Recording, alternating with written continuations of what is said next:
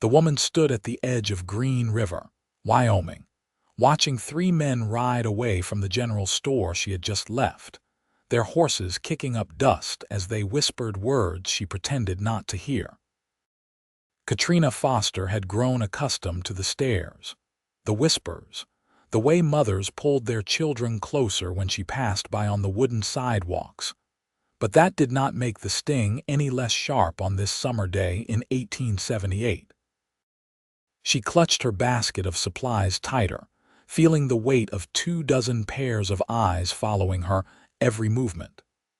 The town had decided long ago that she was cursed, that her very presence brought misfortune upon anyone who dared associate with her family. First, her father had died in a mining accident 5 years ago when she was only 18. Then her mother succumbed to fever 2 winters later. And most recently, the family barn had burned to the ground during a lightning storm last month. The townsfolk saw patterns where there was only tragedy, and Katrina had become the scapegoat for their superstitions. She walked with her head held high despite the shame that threatened to overwhelm her. Her small homestead sat 2 miles outside of town, far enough that she could pretend the isolation was a choice rather than a necessity. The sun beat down mercilessly as she made her way along the dusty road, her long auburn hair tied back with a simple ribbon, her calico dress faded from too many washings. At 23 years old, she had resigned herself to a life alone, tending her garden and the few chickens that survived the barn fire. What Katrina did not know was that a stranger had arrived in Green River that very morning, a cowboy named Blake Nelson, who had traveled from Montana Territory with his herd of cattle, and a reputation for being fearless in the face of danger. He sat now in the saloon, nursing a whiskey and listening to the local gossip with mild interest until he heard mention of the cursed woman. "That Foster girl walks around like she owns the place," one grizzled rancher said, slamming his glass on the bar. "Mark my words, something terrible will happen now that she's been in town today. Always does." Blake turned his head slightly, studying the speaker with cool blue eyes that had seen too much hardship to believe in such foolishness. At 28 years old, he had survived cattle stampedes, harsh winters, bandits, and the general cruelty of frontier life without attributing any of it to curses or bad luck. He believed in hard work, justice, and the strength of human spirit. What exactly did this woman do to earn such hatred? Blake asked, his voice carrying a quiet authority that made the rancher pause. "She didn't do nothing directly," another man chimed in, a shopkeeper by the looks of his clean vest and pressed shirt. "But death follows that family like a shadow. Anyone who gets close to them suffers for it." Old man Henderson hired her father for carpentry work once, and his prize horse broke its leg the very next day. Had to put it down. Blake raised an eyebrow, unimpressed. "Sounds like coincidence to me," the rancher scoffed. "You're new here, stranger, you don't know." 3 different men tried courting her over the years. First one fell from his horse and broke his back. Second one lost his entire crop to locusts. Third one just up and disappeared one day. Never found him. "Maybe they realized courting someone requires more than superstition and cowardice," Blake said, finishing his whiskey and standing up. His tall frame commanded attention, and his weathered hands rested easily on his belt, close to where his revolver hung. He had no intention of drawing it, but the reminder of its presence kept men civil. The saloon went quiet for a moment before the bartender, a pragmatic man named Dutch, chuckled. "You've got grit, mister, but you do well to listen to local wisdom." Blake tipped his hat. "I've always preferred to form my own opinions. Where might I find this cursed woman? I need help with my cattle, and I pay fair wages." The shocked silence that followed would have been comical if Blake had been the type to laugh at other people's fear. Instead, he simply waited until Dutch pointed him toward the road leading out of town, describing the small homestead with the half-burned barn. That afternoon, Blake rode his chestnut mare along the dusty path, taking in the landscape of sagebrush and distant mountains. Wyoming territory was harsh but beautiful, and he could see why people settled here despite the challenges. When he spotted the homestead, he noticed immediately how well maintained it was despite obvious hardship. The garden grew in neat rows. The remaining structure of the barn had been carefully cleared of dangerous debris, and the small house, though modest, had fresh paint on the shutters. Katrina was in the garden, pulling weeds, when she heard the approaching horse. Her first instinct was alarm because visitors never brought good news anymore. She stood up, wiping dirt from her hands, and watched as the stranger dismounted and approached with an easy confidence that spoke of a man comfortable in his own skin. "Good afternoon, madam," Blake said, removing his hat to reveal dark hair slightly disheveled from the ride. "My name is Blake Nelson. I'm looking to hire someone who knows the area and doesn't mind hard work. You come recommended." Katrina stared at him, certain she had misheard. "I'm sorry, who recommended me?" "The general wisdom of doing the opposite of what fearful people suggest," Blake said, and though his tone was serious, his eyes held a glimmer of humor. "I need help managing my cattle for the season. I can pay $20 a month plus meals." "You'd work dawn to dusk, mostly riding fence lines, checking water sources, helping with branding." She crossed her arms, defensive despite the flutter of hope in her chest. "You're either very new to Green River or very foolish. The town believes I'm cursed. They'll tell you that working with me will bring ruin." "They already did," Blake said. "I don't put much stock in curses. I do put stock in a well-maintained homestead and a person who clearly knows how to work hard. Do you know cattle?" "My father raised cattle before he went to the mines," Katrina said slowly. "I helped him until I was 18. I can ride, rope, and I'm not afraid of long hours." "Then the job is yours if you want it," Blake said. He extended his hand, waiting. Katrina hesitated, studying this stranger who seemed immune to the poison the town had spread about her. His face was weathered from sun and wind, with lines around his eyes that suggested he squinted against harsh elements more often than he smiled. His hands were calloused, his clothes practical and well-worn. Everything about him spoke of authenticity, of a man who had earned his place in the world through honest effort. She took his hand, feeling the firm grip of his handshake. "I'll take the job, Mr. Nelson. When do I start?" "Tomorrow at dawn. My camp is 3 miles northwest of here, near the river bend. Can you find it?" "I know the place," Katrina said. She had explored every inch of the surrounding territory during her lonely years. "I'll be there." Blake nodded, replaced his hat, and mounted his horse with fluid grace. Before he rode away, he turned back. "Miss Foster, I believe a person makes their own luck in this world. Good or bad, it comes from choices and circumstances, not from some mystical curse. I'll see you tomorrow." As he rode away, Katrina felt something she had not experienced in years. Hope mixed with the terrifying possibility of disappointment. She returned to her garden, but her mind was elsewhere, already planning what supplies she would need, which horse she would ride, how she would prove herself worthy of this unexpected opportunity. That evening, as she prepared a simple dinner of beans and cornbread, she allowed herself to wonder about Blake Nelson. He had looked at her with clear eyes, seeing a person rather than a superstition, and that alone made him different from every other soul in Green River. She did not let herself think beyond the work, beyond the practical need for income and purpose. Romance was for women who were not branded with bad luck, who did not carry the weight of a town's fear on their shoulders. But as she lay in bed that night, listening to the coyotes howl in the distance, Katrina felt a small smile cross her face. Tomorrow would mark a new beginning, whatever that might bring. The next morning arrived with the gray light of pre-dawn, and Katrina was already dressed in her father's old work clothes, pants, and a shirt that she had carefully altered to fit her frame. She knew she would face judgment for wearing men's clothing, but cattle work demanded practicality over propriety.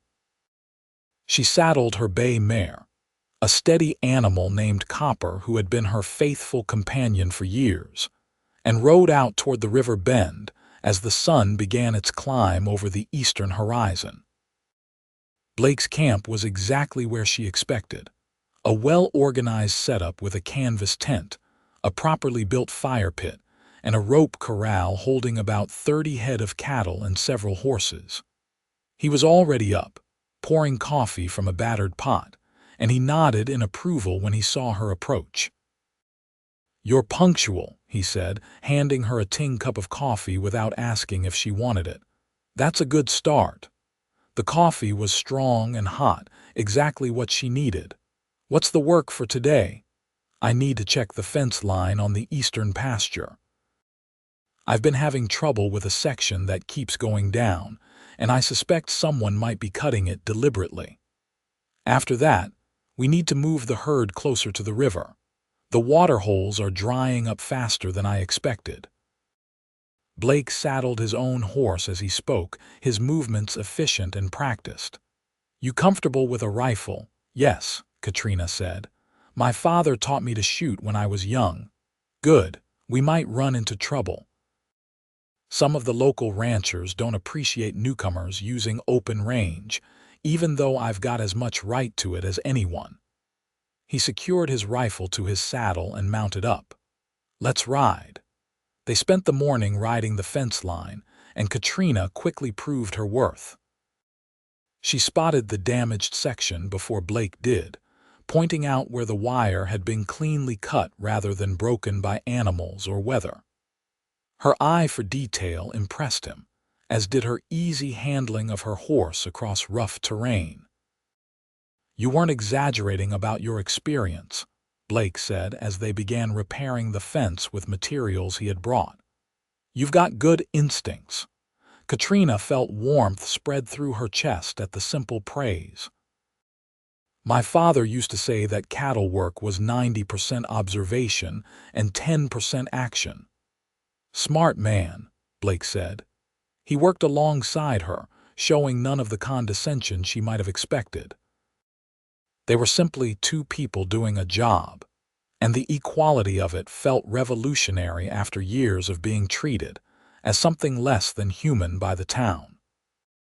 As they worked, Blake asked questions about the area, about water sources and the best grazing lands, about which ranchers were reasonable and which ones might cause problems. Katrina answered honestly, sharing knowledge she had accumulated over years of living on the edge of this community. She also shared, cautiously, some of her own story. "My father came here in '68, right after the war," she said, stretching new wire between posts. "He wanted a fresh start, away from the memories. My mother followed a year later after they married. They built that homestead with their own hands. That takes courage," Blake said. "They were happy," Katrina continued, her voice softening with memory. "Even when things were hard, they had each other. After my father died, my mother lost her spark. She tried to keep going for my sake, but the fever took her during a winter when I couldn't get to town for the doctor. The snow was too deep." Blake paused in his work, looking at her directly. "That wasn't your fault." "I know that in my head," Katrina said. "But the heart doesn't always listen to reason. And the town decided that I was the common thread in all the tragedies, as if I had any control over mining accidents or disease or lightning strikes. People fear what they don't understand," Blake said. "And death is the greatest mystery, so they invent explanations that make them feel like they have control. If they can blame you, then they can believe that avoiding you will keep them safe. You're surprisingly philosophical for a cowboy, Katrina said, and this time there was a hint of humor in her voice. Blake smiled, a real smile that transformed his serious face. My mother was a schoolteacher before she married my father. She made sure all her children could read and think. Said education was the only thing nobody could take from you. They finished the fence repair and moved on to herding the cattle toward the river.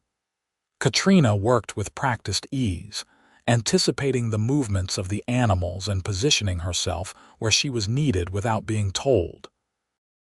Blake watched her with growing respect, and something else he was not quite ready to name. There was grace in her competence, beauty in her strength, and a quiet dignity in the way she carried herself despite the weight of her circumstances. By the time the sun reached its peak, they had successfully moved the herd and were taking a break in the shade of cottonwood trees by the river. Blake unpacked bread and cheese from his saddlebag, sharing the simple meal with Katrina while their horses drank from the cool water.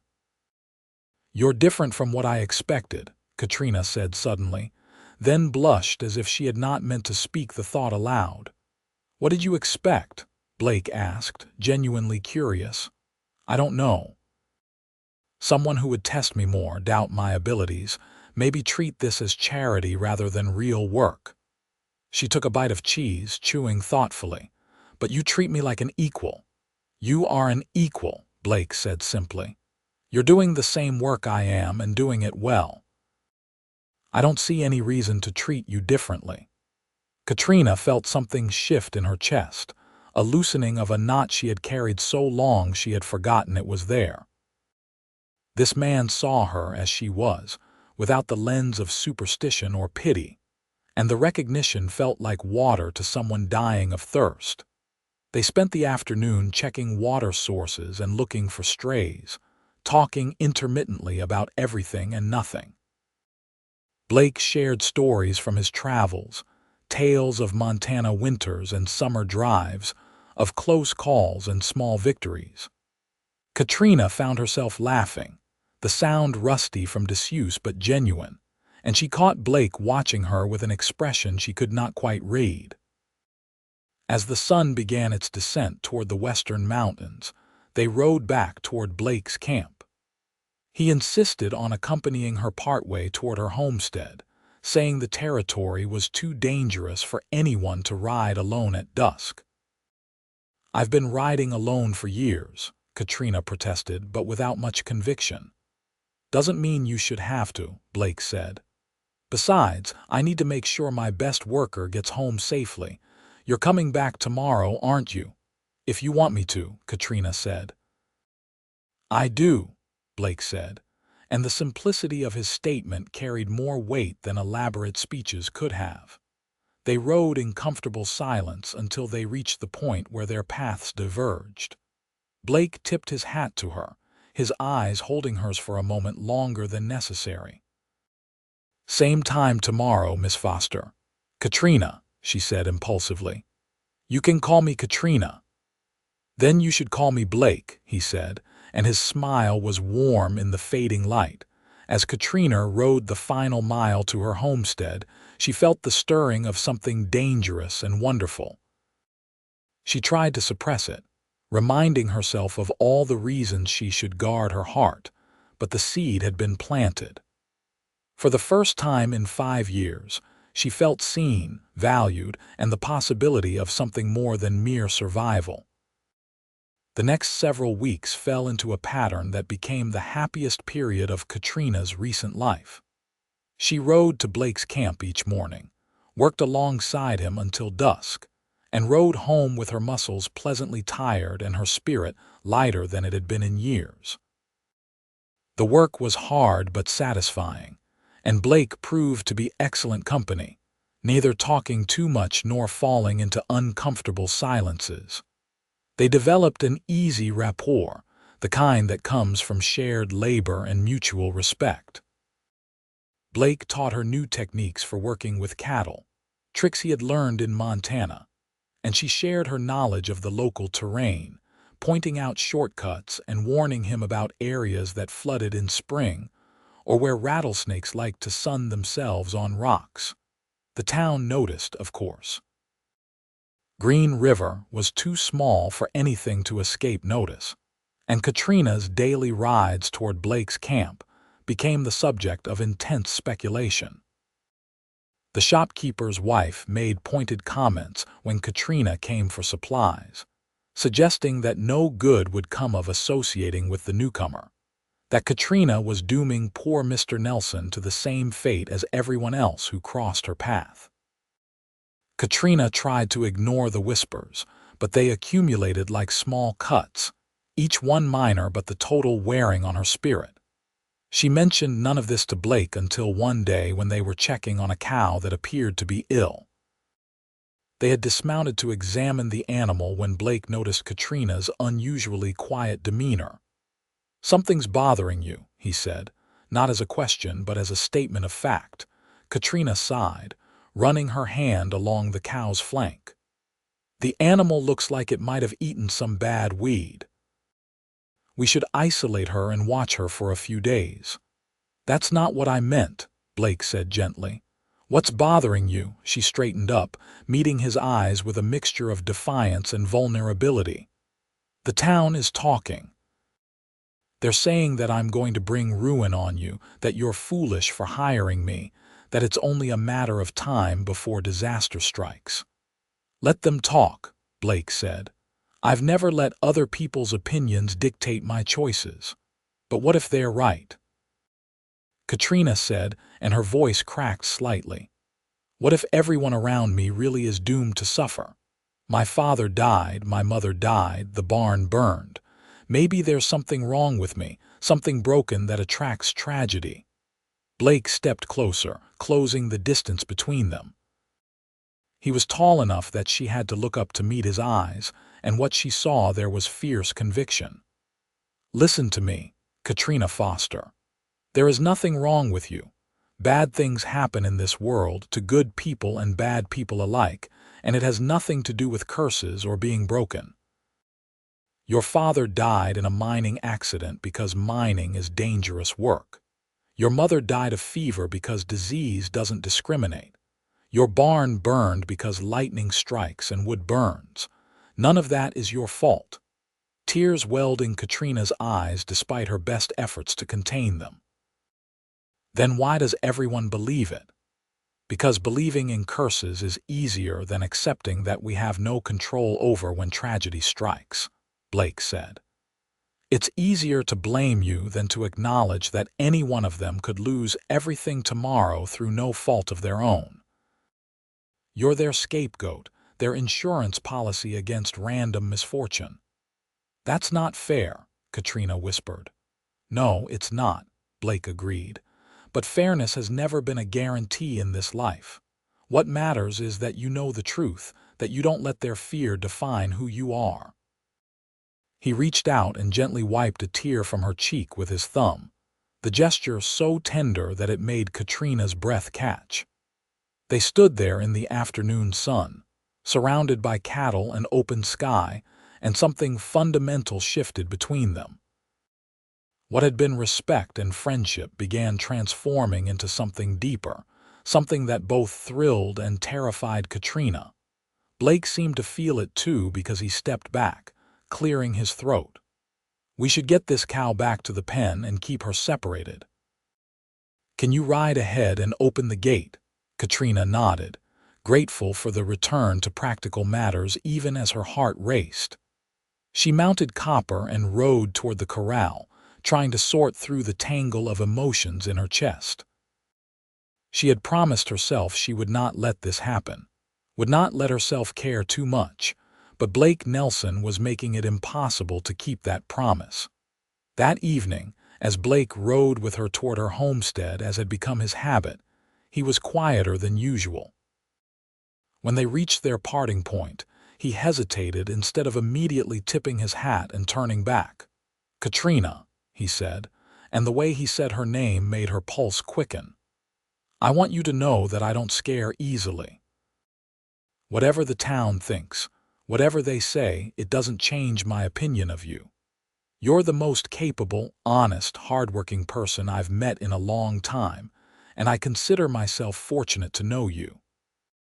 "Blake," Katrina started, but she did not know how to finish the sentence, did not know how to express the conflicting hopes and fears warring inside her.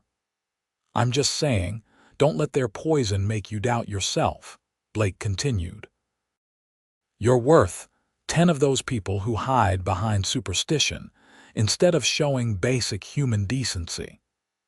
He rode away before she could respond, leaving Katrina sitting on her horse watching his retreating form. That night, she barely slept, replaying his words and the look in his eyes, allowing herself to imagine possibilities she had locked away years ago. The next month brought changes that intensified the situation. A severe drought hit the region, and water became scarce. Blake's cattle needed access to better grazing land, which meant dealing with the established ranchers who controlled most of the good range. Katrina accompanied him to a meeting of the local Cattlemen's Association, held at the largest ranch in the area, owned by a man named Dutch Hendricks. The moment they rode up together, Katrina felt the hostility like a physical force.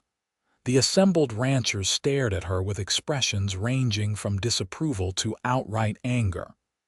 Dutch Hendricks, a large man in his 50s with a gray beard and hard eyes, stepped forward. "Nelson, you're welcome here to discuss range rights," Hendricks said. "But that woman is not. She's bad luck and we don't want her around our operations." Blake's jaw tightened, but his voice remained calm. "Miss Foster works for me, and she knows more about this territory than most of you combined. She stays, or I leave and find my own solutions to the water problem." "You're making a mistake," another rancher said, a thin man named Samuel Pierce. "Ask anyone who's dealt with the Fosters. Tragedy follows them like a shadow." "The only tragedy I see is grown men believing in fairy tales instead of treating a fellow human being with basic respect," Blake said.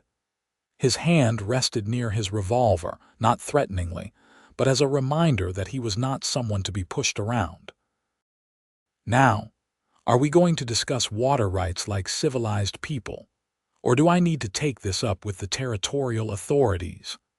The mention of involving outside authorities made several men shift uncomfortably. The last thing any of them wanted was government officials questioning their informal arrangements and traditional claims to public land. Hendricks glared at Blake, but finally jerked his head toward the ranch house. "Fine. But if anything goes wrong after this meeting, we'll know who to blame." The meeting was tense and unpleasant, but Blake negotiated fair access to a section of range near the river in exchange for helping with a future cattle drive. Throughout the discussion, Katrina remained silent, taking mental notes and observing the dynamics between the ranchers. She could feel their animosity, their discomfort at her presence, but Blake's unwavering support gave her the strength to endure it. As they rode away afterward, Blake was visibly angry. "Ignorant fools," he muttered, "acting like educated men while spouting nonsense that would embarrass a child." "You didn't have to defend me like that," Katrina said quietly. "You could have conducted your business without making enemies." Blake pulled his horse to a stop and turned to face her. "Katrina, I don't care if every rancher in Wyoming becomes my enemy. I won't stand by and watch people treat you like something less than human. You deserve better, and I'm not about to pretend otherwise just to make business dealings easier." The fierce protectiveness in his voice and eyes made Katrina's heart swell. She had spent so long defending herself alone, building walls to survive the town's cruelty, that having someone stand beside her felt overwhelming. "Why?" she asked. "Why do you care so much?" Blake urged his horse closer until they were side by side, close enough that their legs nearly touched. "Because I see who you really are," he said softly. I see your strength, your kindness despite how you've been treated, your competence and intelligence. I see a remarkable woman who deserves to be cherished, not shunned. And honestly, Katrina, I've come to care about you more than I probably should, given that I'm supposed to be just your employer. Katrina's breath caught in her throat. The air between them felt charged with possibility and fear. Blake, you know what people say about me. Everyone who gets close to me suffers. Then I'll suffer, Blake said simply, because knowing you being near you is worth whatever risk there might be. I don't believe in curses, Katrina, but I'm starting to believe in something else entirely. What's that? Katrina whispered. That I'm falling in love with you, Blake said. Have been for weeks now, probably since that first day when you stood in your garden looking at me like I was either very brave or very stupid for offering you work. Katrina felt tears streaming down her face, but these were different from the tears she had shed before. These were tears of relief, of joy, of the overwhelming emotion that comes from being truly seen and valued. I'm scared, she admitted. I'm scared of what might happen, of how the town will react, of whether I'm capable of accepting happiness after so long without it. Then be scared, Blake said, reaching out to take her hand. But be scared with me, not away from me. Let me prove that you're not cursed, that you're actually blessed, because any man who earns your affection is the luckiest soul alive. Katrina looked down at their joined hands, his rough and calloused from years of hard work, hers similarly marked by labor. They matched, these hands, just as she and Blake seemed to match in ways that defied explanation. She looked back up at him, at his honest eyes and strong face, and made a decision that terrified and exhilarated her in equal measure. I'm falling in love with you too, she said, her voice steady despite her racing heart. I've been trying not to, trying to protect both of us, but it seems I'm not very good at guarding my heart around you. Blake's smile was radiant, transforming his usually serious expression into something joyful and young. He leaned across the space between their horses and kissed her, gentle and sweet, a kiss full of promise and hope. When they pulled apart, Katrina was smiling too, feeling lighter than she had in years. So what happens now? She asked. Now we keep working, keep building something together, Blake said. And we let whatever comes come, but we face it together. They rode back to Blake's camp hand in hand when the terrain allowed it, talking about everything and nothing, making plans and dreaming aloud. That night, Blake invited Katrina to share dinner at his camp, and they sat by the fire as stars emerged in the vast Wyoming sky. They talked until late, sharing stories from their childhoods, their hopes for the future, their fears and dreams. I want to expand the herd, Blake said, poking at the fire with a stick. Build something substantial here. I'm tired of drifting, of temporary camps and seasonal work. I want to put down roots, build a real ranch. That takes significant capital, Katrina said practically. And land. I've been saving for years, Blake said. Living simple, working hard, putting away every extra dollar. I have enough for a down payment on a decent piece of land. As for building it up, well, that's just more hard work, and I've never been afraid of that. You'd stay in Green River? Katrina asked, hope and worry mixing in her chest. Even though the town has made it clear they don't welcome outsiders, especially ones who associate with me. Blake looked at her seriously. I'd stay anywhere you were, Katrina. The town's opinion doesn't matter to me. What matters is building a life worth living, and I can't imagine a life worth living that doesn't include you. Katrina felt overwhelmed by the enormity of what he was offering. Blake, you've only known me for 2 months. How can you be sure? I'm 28 years old, Blake said. I've traveled across half the country, met hundreds of people, worked alongside all kinds of men and women. I know what matters and what doesn't. I know what I want. And I want you, Katrina Foster. I want to build a life with you, face whatever challenges come our way together, prove to this narrow-minded town that you were never cursed, just unlucky until the moment I found you." His words settled over Katrina like a warm blanket. She wanted to believe him, wanted to accept the future he was painting with his words, but years of rejection and blame had taught her caution. "I need time," she said carefully. "Not because I doubt what I feel, but because I need to be sure I'm not bringing disaster down on you. Give me time to see that you're safe with me, that nothing terrible happens just because we're together." "Take all the time you need," Blake said, though his eyes showed disappointment. "I'm not going anywhere, but Katrina, I want you to understand something. Life brings hardship regardless of who we love or what we do.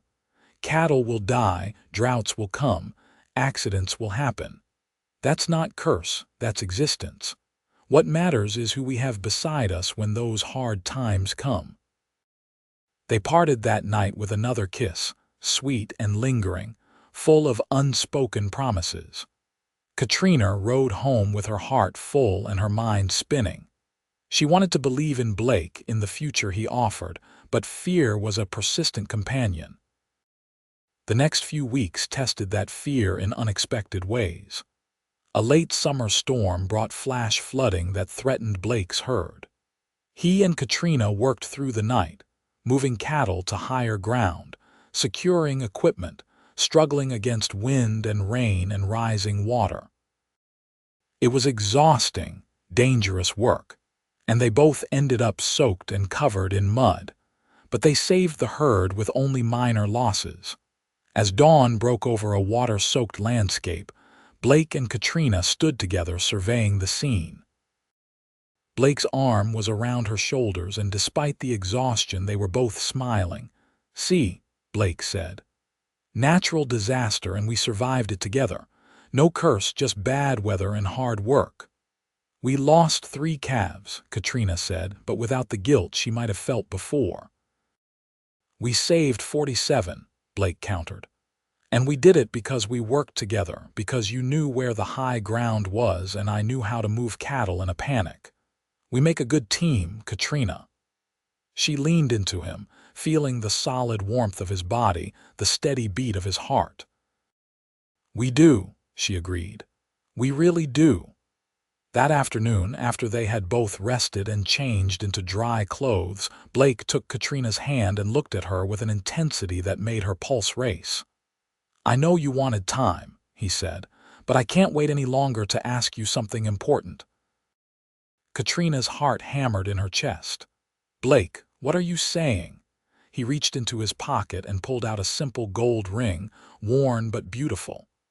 "This was my grandmother's ring," he said. "My mother gave it to me before I left Montana, told me to give it to a woman worthy of wearing it. Katrina Foster, you are the strongest, bravest, most remarkable woman I've ever known. Will you marry me? Will you let me prove to you and everyone else that you're not cursed, that you're blessed, and that I'm the luckiest man alive to have found you?" Tears streamed down Katrina's face as she looked at the ring, at Blake's hopeful, earnest face, at the future being offered to her.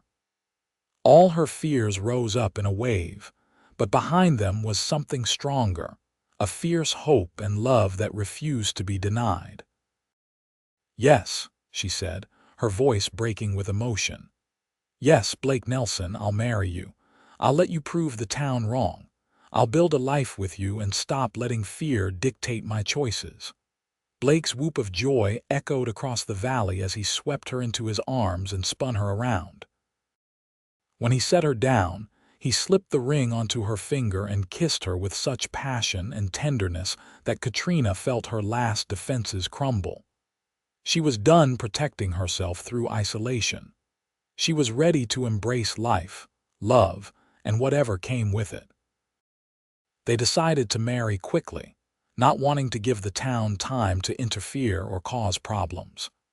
Blake rode into Green River to speak with the circuit judge who was due to pass through the following week.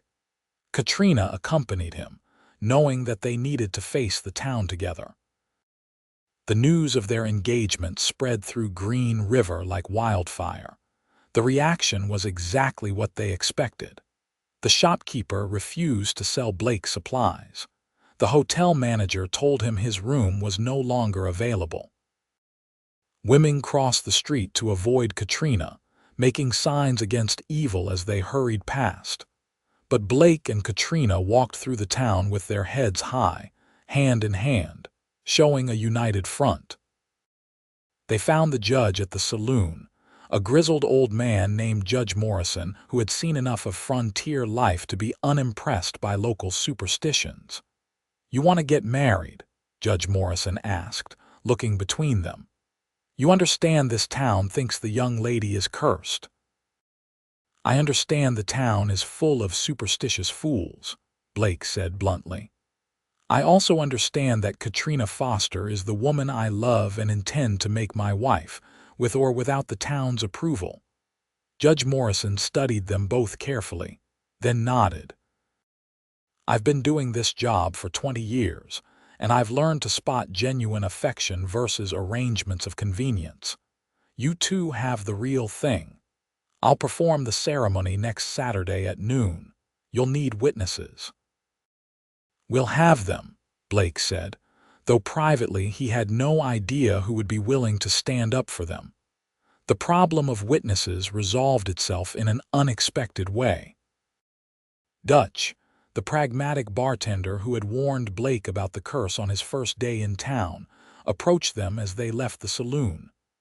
"I'll stand witness for you," Dutch said gruffly. "I don't believe in curses, and I'm getting tired of this town's foolishness." "You're both decent people, and you deserve happiness." "Thank you," Katrina said, touched by the unexpected support. "Don't thank me yet," Dutch said. "Standing with you will make me unpopular, but I figure that's a price worth paying to do the right thing."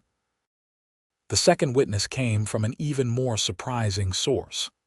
A young woman named Mary, the daughter of one of the ranchers, knocked on Katrina's door 2 days before the wedding. She was 19, with kind eyes and a nervous demeanor. "Miss Foster," Mary said, "I wanted to apologize for how my father and the others have treated you.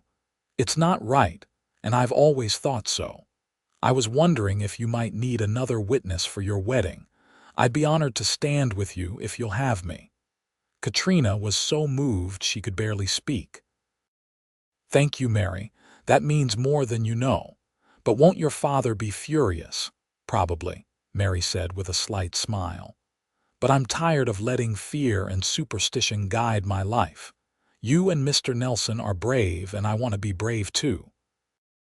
The day of the wedding arrived clear and hot, a typical late summer day in Wyoming. Katrina wore her mother's wedding dress, carefully preserved and altered to fit. It was simple white cotton with lace at the collar and cuffs, nothing fancy, but it made her feel connected to her mother's memory in a comforting way. Blake wore his best clothes, a clean white shirt and dark vest and pants, his hair carefully combed and his face freshly shaven. He waited at the saloon, which Judge Morrison had commandeered for the ceremony since the church had refused to host a wedding for the cursed woman. When Katrina arrived, Blake's face lit up with such joy that everyone present could see the genuine love between them. Dutch and Mary stood as witnesses, both looking slightly nervous but determined. A handful of other townspeople had gathered, some genuinely interested, others clearly hoping to witness disaster. Judge Morrison conducted a brief but heartfelt ceremony. When he asked if anyone objected to the union, several people shuffled their feet, but no one spoke up. The judge pronounced them husband and wife, and Blake kissed his bride to scattered applause and more than a few disapproving mutters. As they emerged from the saloon into the afternoon sunlight, Blake swept Katrina into his arms. "Are you happy, Mrs. Nelson?"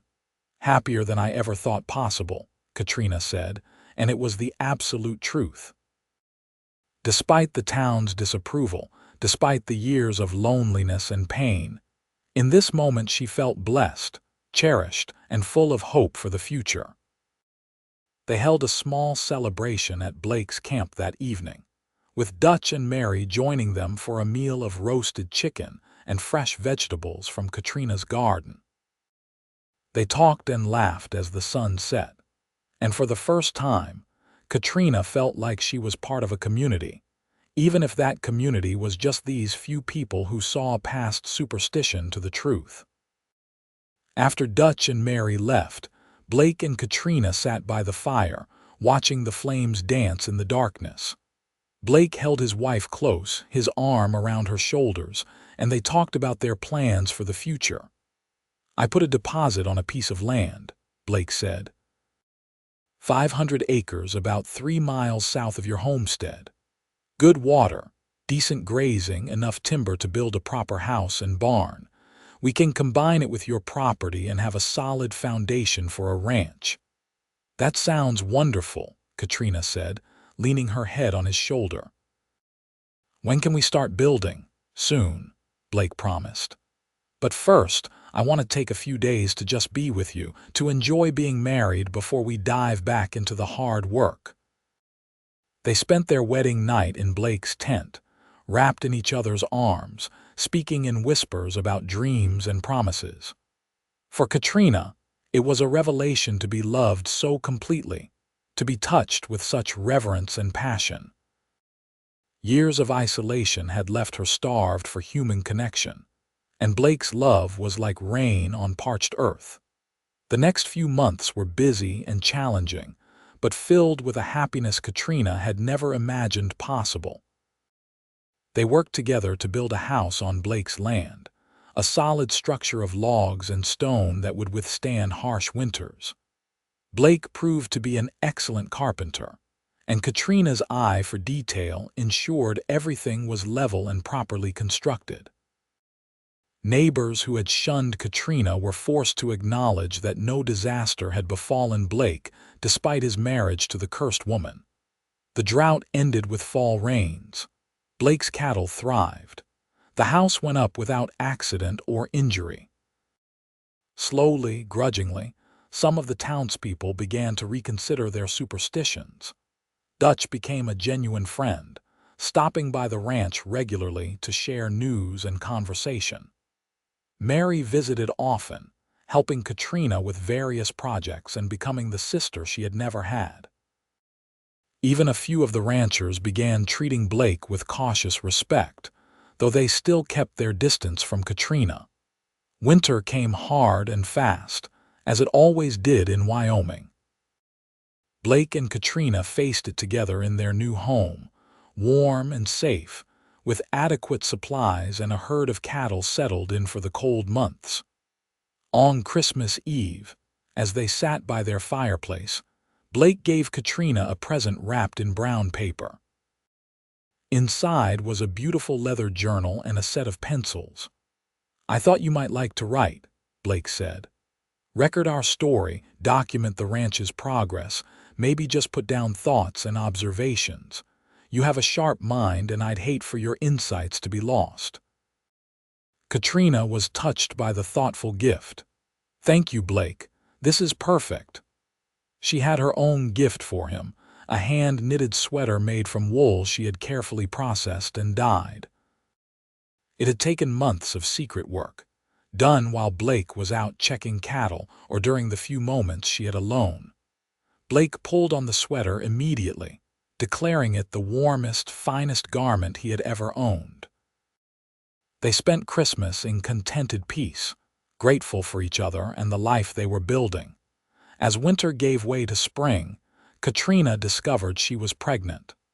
The news filled her with joy and terror in equal measure. She wanted a child desperately, wanted to fill their home with family, but old fears resurfaced. What if the town was right? What if her curse extended to her baby? Blake, sensing her fear, held her close and spoke with gentle firmness. "Katrina, you're going to be a wonderful mother. Our child will be healthy and loved and completely free of any curse, because there is no curse. There never was." But what if something goes wrong? Katrina whispered. Childbirth is dangerous. Women die. Babies die. And many women and babies survive and thrive, Blake said. We'll get the best medical care available.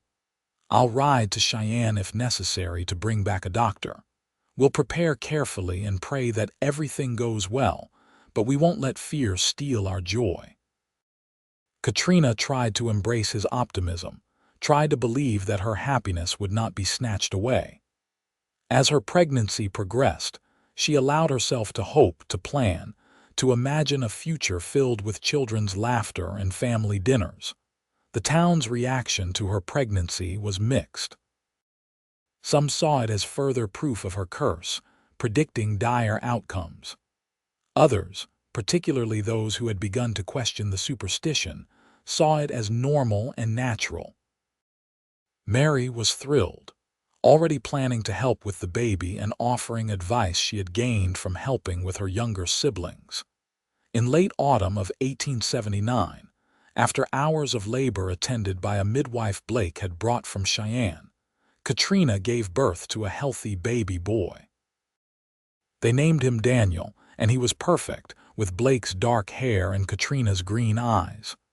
The moment Katrina held her son, she felt any remaining fear dissolve. This child was not cursed. He was blessed, just as she was blessed, just as Blake had always insisted. Blake was a devoted father from the first moment. He held Daniel with such tenderness and pride that Katrina fell in love with him all over again. They spent Daniel's first weeks in a haze of sleeplessness and joy, learning the rhythms of parenthood together. As word spread that Katrina had delivered a healthy baby and that both mother and child were thriving, the town's attitude began to shift more noticeably. The curse, it seemed, had failed to manifest yet again. Some people remained stubbornly superstitious, but others started to acknowledge that perhaps they had been wrong. The rancher Mary's father, Samuel Pierce, was one of the first to admit his mistake. He showed up at the Nelson Ranch on a cold November morning, hat in hand, looking uncomfortable. "Mr. Nelson, Miss Foster," he began, then corrected himself. "Mrs. Nelson, I came to apologize. I've been wrong about you, wrong to spread superstition and treat you with such disrespect. You've proven through your character and actions that the things said about you were unjust. I'm sorry, and I hope you can forgive an old fool's stubbornness."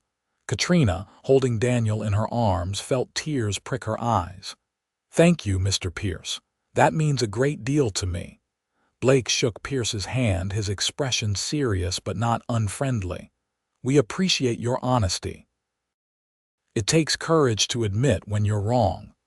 Pierce nodded, looking at the baby with a soft expression. "He's a fine boy.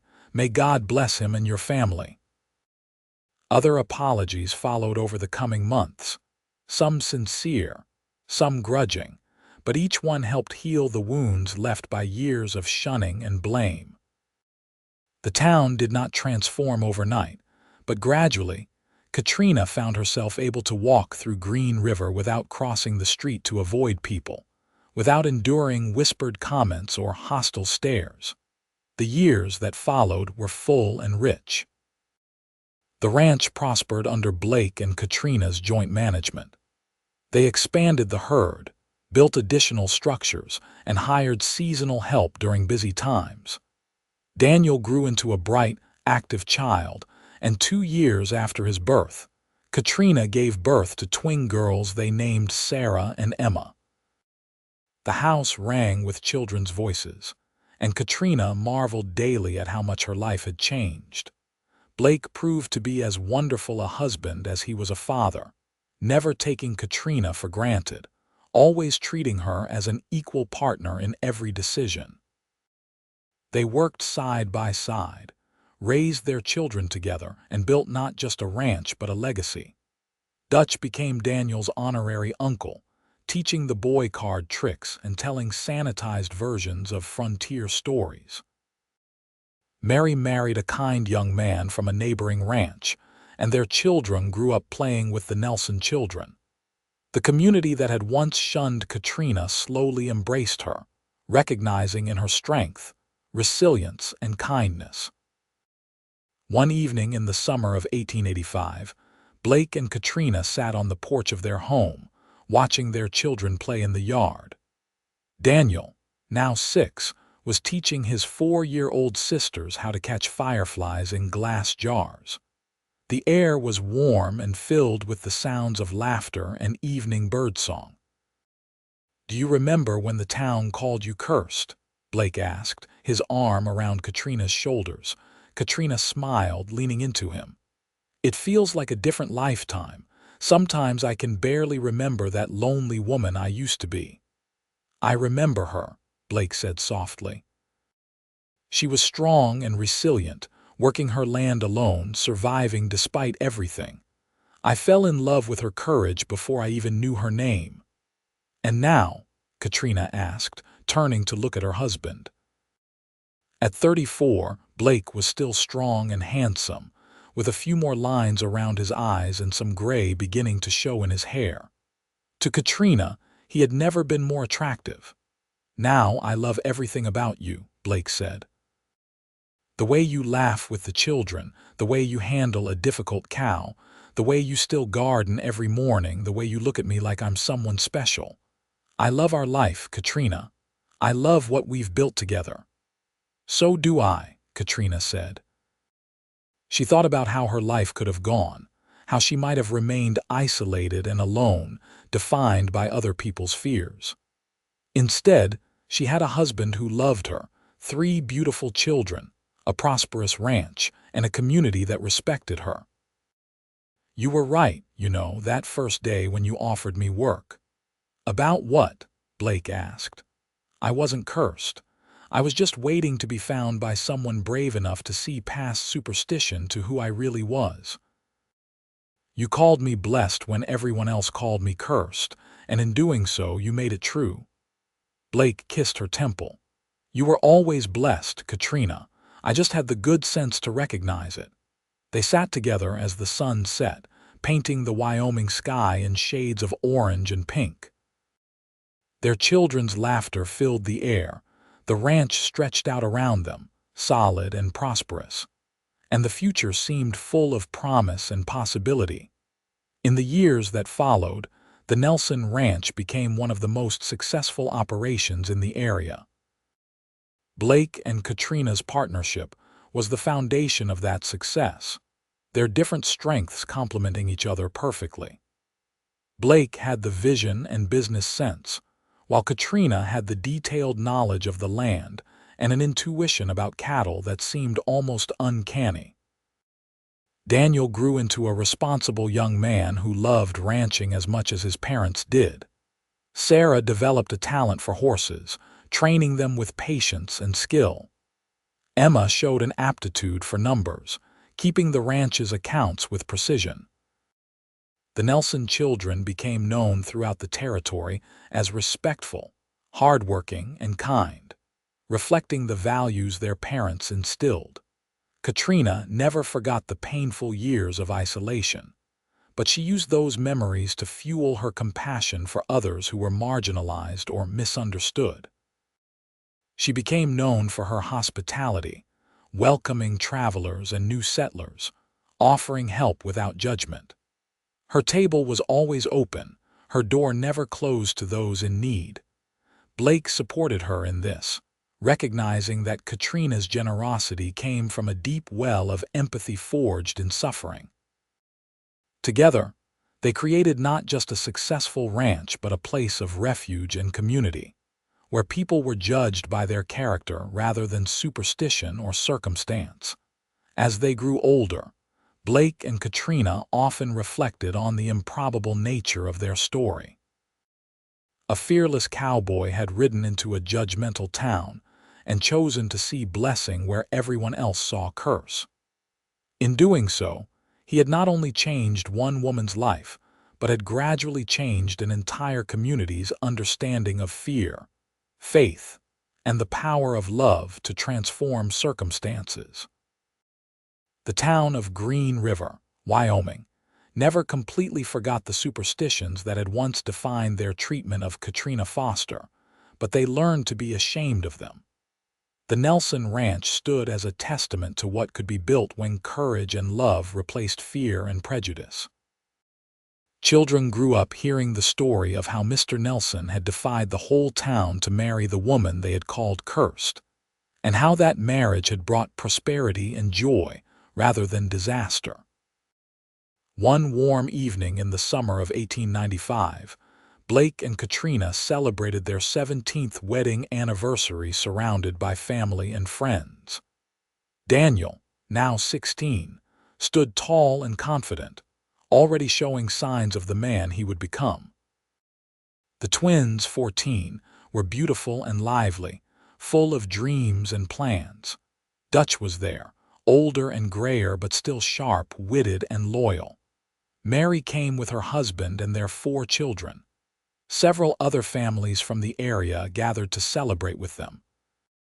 As the party continued around them, Blake pulled Katrina aside for a private moment. They walked to the spot where they had first repaired fence together, where the foundations of their partnership had been laid. 17 years, Blake said, taking Katrina's hand. And I love you more today than I did when I first asked you to marry me. Only because you know me better, Katrina said, her eyes twinkling. You've discovered all my flaws. I've discovered that your supposed flaws are actually strengths in disguise, Blake corrected. Your stubbornness is really determination. Your caution is wisdom. Your reserve is self-protection earned through hard experience. And beneath all of that is the most loving, generous heart I've ever known. Katrina touched his face tenderly. You saved me, Blake Nelson. You rode into my life when I had given up hope, and you refused to accept the lies people told about me.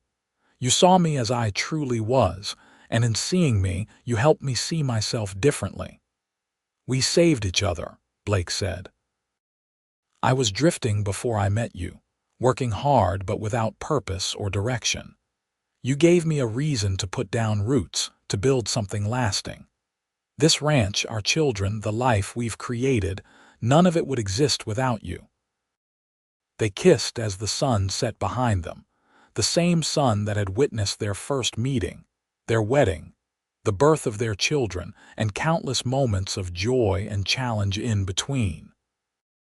The sound of laughter and music drifted from their home, where their family and friends celebrated the love story that had begun with a fearless cowboy's refusal to believe in curses. The following years brought the inevitable challenges of life, aging, illness, loss, and grief, but Blake and Katrina faced them together. Their bond strengthened rather than weakened by adversity. When Dutch passed away peacefully in his sleep at the age of 72, they mourned the loss of a true friend who had stood by them when standing alone would have been easier. When drought struck the region in 1897, they managed their resources carefully and helped neighboring ranches that were struggling more severely. Daniel married a sensible young woman named Catherine in 1898, bringing new energy and ideas to the ranch. Sarah found her calling working with horses, eventually starting a training operation that became renowned throughout Wyoming. Emma surprised everyone by expressing a desire to attend college, an unusual ambition for a woman in that era. But Blake and Katrina supported her dream, financing her education in Cheyenne. As the new century dawned, Blake and Katrina found themselves entering their 50s, their children grown or nearly so, their ranch firmly established as one of the region's success stories. They had lived to see the town of Green River grow and change, to witness the slow death of the old superstitions that had once defined their treatment of Katrina.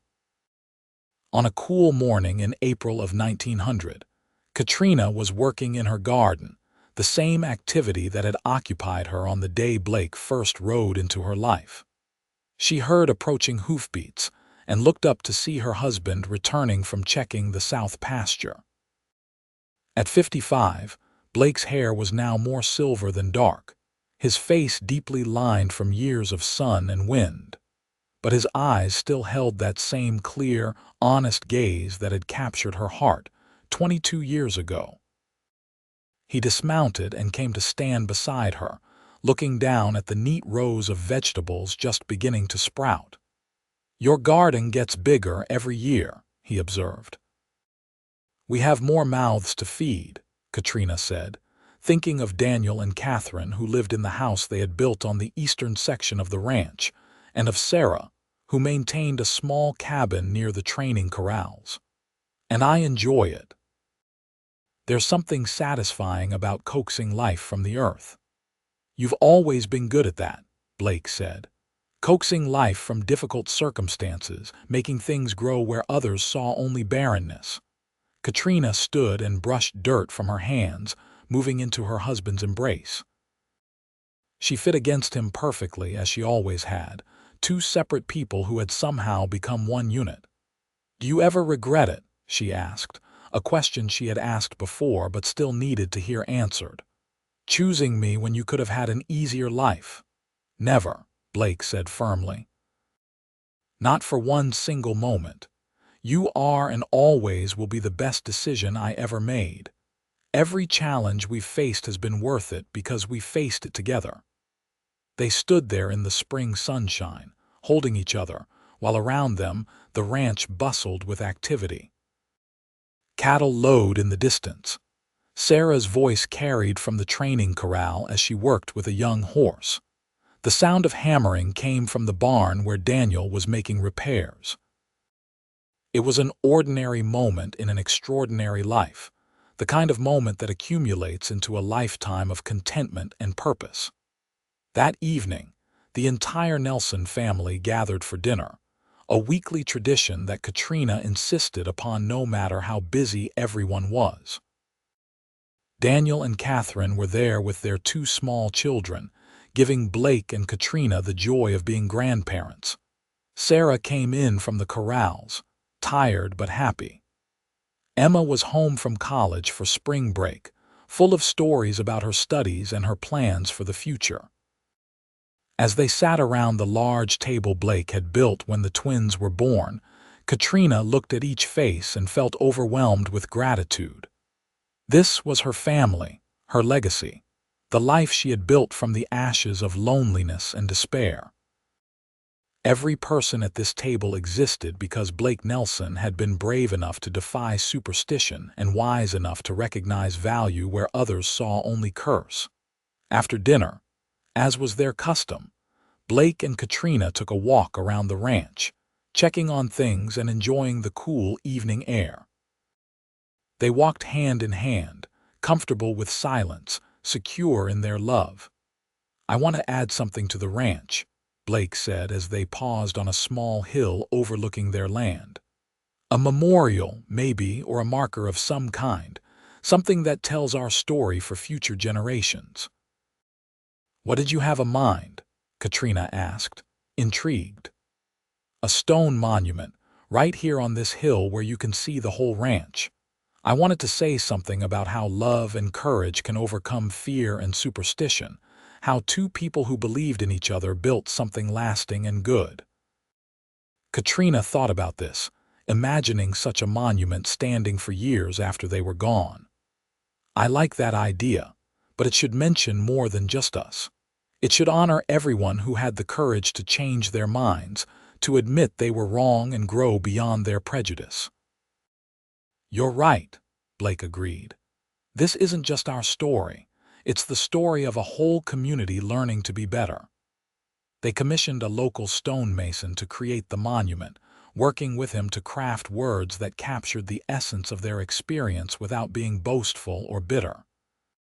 When it was finished and set in place that autumn, the inscription read, "Here stands the Nelson Ranch, built on love, hard work, and the courage to see truth beyond superstition.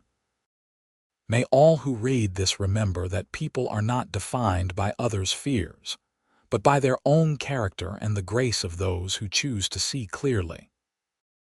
The monument's dedication became a community event, with families from throughout the region gathering to celebrate not just the Nelsons, but the broader transformation the community had undergone. Former skeptics and critics stood alongside Blake and Katrina, acknowledging the lessons learned and the growth achieved. Samuel Pierce, now in his 70s and using a cane, spoke publicly about his own journey from superstitious fear to respect and friendship. "The Nelsons taught us that curses are just fear wearing the mask of certainty," he said. "They showed us that blessing comes from choosing love over prejudice, courage over cowardice. I'm grateful to have witnessed their story and ashamed it took me so long to be part of it." Mary, now a mother of 5 with her own small ranch, spoke about how Katrina's example had given her courage to stand up for what was right. "Mrs. Nelson showed me that a woman could be strong and gentle, fierce and kind, all at once. She taught me that true strength isn't about never being afraid. It's about acting with integrity despite fear." As Blake and Katrina listened to these testimonials, they held hands and exchanged glances full of shared memory and mutual satisfaction. They had lived long enough to see their story come full circle, to witness the transformation of hearts and minds, to know that their courage had mattered. The years continued to pass, bringing with them the natural progressions of life. More grandchildren were born, filling the ranch with new generations of Nelsons.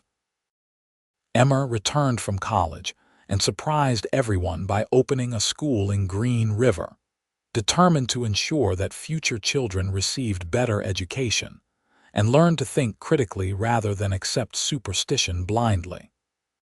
Sarah's horse training operation expanded, bringing recognition to the Nelson name throughout the territory and beyond. Daniel proved to be an excellent rancher, taking on more responsibility as Blake began to slow down. In 1905, Wyoming was granted statehood after years as a territory, and the Nelsons celebrated with the rest of the community. At 60 years old, Blake's health was beginning to decline, the accumulated toll of decades of hard physical labor making itself known. Katrina, at 55, remained remarkably vital, but she too felt the weight of years. They spoke more often now about mortality, about the legacy they would leave, about ensuring their children and grandchildren understood the values that had sustained them.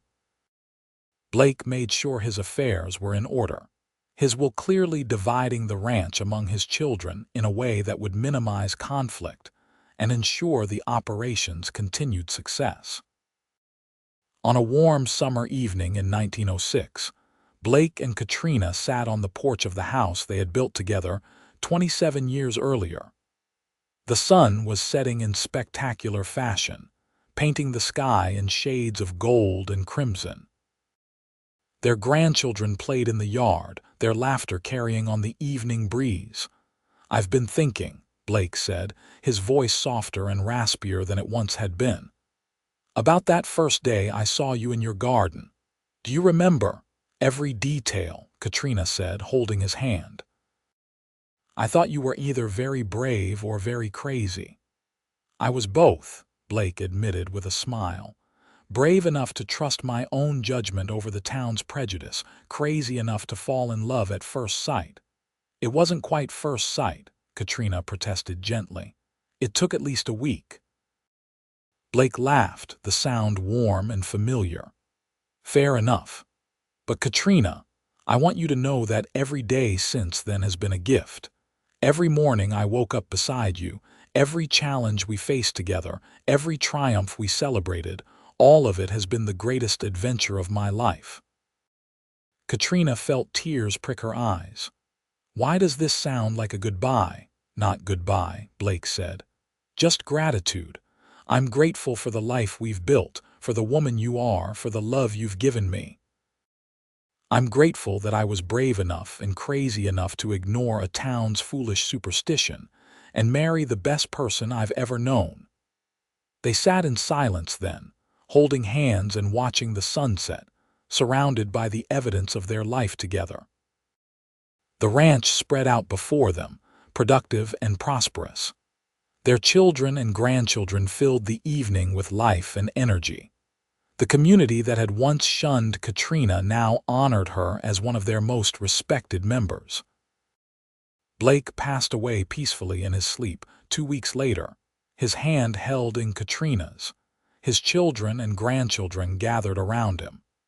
He was 61 years old and had lived a full, meaningful life defined by courage, integrity, and love. The funeral drew people from throughout the state, all coming to pay respects to a man who had made a difference not through grand gestures but through daily choices to see clearly and act justly. Katrina grieved deeply, but without bitterness. She had loved fully and been fully loved in return. Blake had given her 28 years of partnership, 3 children, multiple grandchildren, and a legacy of courage that would outlive them both. She refused to wear widow's black for long, knowing Blake would have disapproved of extended mourning when there was still life to be lived and work to be done. She remained active in the ranch's management, working alongside Daniel and offering guidance without interference. She continued her garden, expanded her hospitality, and became the family matriarch, the keeper of stories and traditions. She watched her grandchildren grow, and eventually, her great-grandchildren began to arrive, each new generation a testament to the life she and Blake had built together. On the anniversary of Blake's death each year, Katrina would walk to the monument on the hill and spend time there, remembering and giving thanks. She would tell Blake about the ranch's progress, about the children and grandchildren, about the community's continued growth and change. She spoke to him as if he could hear, and in a way she believed he could. Emma, who had always been particularly close to her mother, often accompanied Katrina on these visits.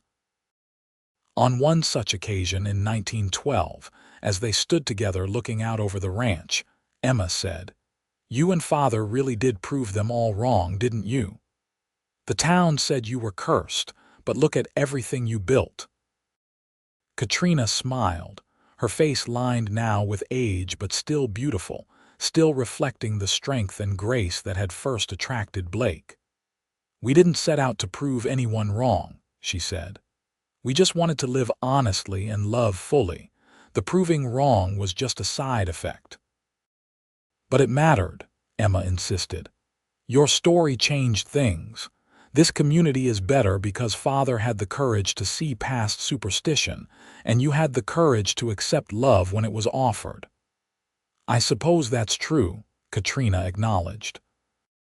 "But the real story isn't about curses or blessings. It's about 2 people who found each other at exactly the right moment and built something lasting. Your father called me blessed when everyone else called me cursed, and in doing so, he helped me see myself differently. That's the power of love, Emma. It transforms not by changing external circumstances, but by changing how we see ourselves and each other." They stood together in companionable silence, 3 generations of Nelson women connected by love and legacy. Katrina felt Blake's presence then, not as a ghost but as a living memory, woven into every aspect of the life they had created together. Katrina lived another 8 years, remaining sharp and engaged until the end. She passed away peacefully in 1920 at the age of 70, surrounded by children, grandchildren, and great-grandchildren, in the house she and Blake had built with their own hands. Her funeral was attended by hundreds of people, all coming to honor a woman who had transformed from the town's scapegoat into one of its most beloved citizens. She was buried beside Blake on the hill near the monument, and the family added words to mark her grave. Katrina Foster Nelson, 1850 to 1920. The town called her cursed. Her husband called her blessed and made her his wife. Together they built a legacy of love and courage that continues through generations. The Nelson Ranch continued to thrive under Daniel's management and eventually passed to his children and grandchildren. The story of Blake and Katrina became family legend, told and retold to each new generation. The monument on the hill stood as a reminder that love and courage can overcome prejudice and fear, that one person's willingness to see clearly can change not just individual lives but entire communities. The town of Green River, Wyoming, grew and changed over the decades, but the Nelson family remained central to its identity. They were known as people of integrity, generosity, and courage, qualities that traced back to a fearless cowboy who had refused to believe in curses and a resilient woman who had found the strength to accept love after years of isolation. In the end, the story of Blake and Katrina Nelson was not about curses or blessings in any supernatural sense. It was about the very human courage to defy prejudice, the wisdom to recognize value where others saw only problems, and the transformative power of love offered freely and received gratefully. It was about two people who found each other against all odds and built a life that mattered, not just to themselves, but to everyone their lives touched. Their great-grandchildren would eventually take over the ranch, and their great-great-grandchildren after them, each generation inheriting not just land and cattle, but a story about the importance of seeing clearly, loving bravely, and standing firm against the tide of popular opinion when that opinion is rooted in fear rather than truth. The legacy of Blake and Katrina Nelson lived on, not carved in stone but woven into the fabric of a family and a community transformed by their courage and love. The monument still stands on that hill in Wyoming, weathered by time but solid, bearing witness to a truth that transcends era and circumstance. Love is stronger than fear. Courage is more powerful than superstition. And one person's willingness to see another clearly, to recognize blessing where others insist on seeing curse, can change the course of multiple lives and ripple forward through generations. This was the true legacy of the fearless cowboy who rode into Green River in the summer of 1878 and the resilient woman he chose to love. They proved that curses are nothing more than collective agreement to see the worst, while blessings flow from the courageous choice to see the best. In their life together, Blake and Katrina Nelson wrote a love story that transcended personal happiness to become a lesson in the power of human connection, the importance of individual courage, and the transformative potential of love that refuses to be bound by other people's fears. And so their story ended as all good stories should, with love triumphant, courage rewarded, and a legacy that would endure for generations. The town had called her cursed, but the fearless cowboy had seen the truth. He called her blessed, made her his wife, and together they built a life that proved him right in every way that mattered. Their love story became legend, their courage became inspiration, and their legacy became a testament to the enduring power of seeing clearly, loving fully, and living bravely in the face of a world that too often chooses fear over faith. The Nelson family would carry this lesson forward, ensuring that the story of Blake and Katrina would never be forgotten, that their courage would continue to inspire, and that their love would remain a beacon for all who heard their tale in the years and generations to come.